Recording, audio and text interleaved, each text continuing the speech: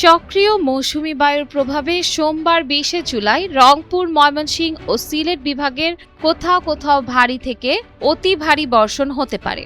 মৌসুমি বায়ুর বর্ধিতাংশের অক্ষ পাঞ্জাব, হরিয়ানা, উত্তরপ্রদেশ, বিহার, পশ্চিমবঙ্গ ও বাংলাদেশের উত্তরাঞ্চল হয়ে আসাম পর্যন্ত বিস্তৃত রয়েছে। এর একটি বর্ধিতাংশ উত্তর পশ্চিম বঙ্গোপসাগর পর্যন্ত বিস্তৃত রয়েছে। মৌসুমি বায়ু বাংলাদেশের উত্তরাঞ্চলের ওপর সক্রিয় এবং দেশের অন্যত্র তা মোটামুটি সক্রিয় ও উত্তর বঙ্গোপসাগরে মাঝারি অবস্থায় রয়েছে।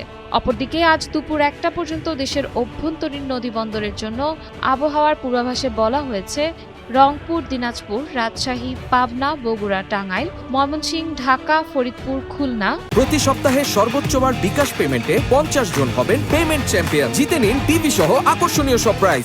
বরিশাল, পটুয়াখালী, কুমিল্লা, নোয়াখালী, চট্টগ্রাম, কক্সবাজার এবং সিলেট অঞ্চলের ওপর দিয়ে পশ্চিম ও উত্তর পশ্চিম দিক থেকে ঘন্টায় ৪৫ থেকে ৬০ কিলোমিটার বেগে বৃষ্টি অথবা বজ্রবৃষ্টি সহ অস্থায়ীভাবে দমকা ও ঝড়ো হাওয়া বয়ে যেতে পারে। এসব এলাকার নদীবন্দরকে ১ নম্বর সতর্ক সংকেত দেখাতে বলা হয়েছে। আবহাওয়া অধিদপ্তরের আবহাওয়াবিদ মোহাম্মদ হাফিজুর রহমান স্বাক্ষরিত এক বিজ্ঞপ্তিতে এ তথ্য জানানো হয়।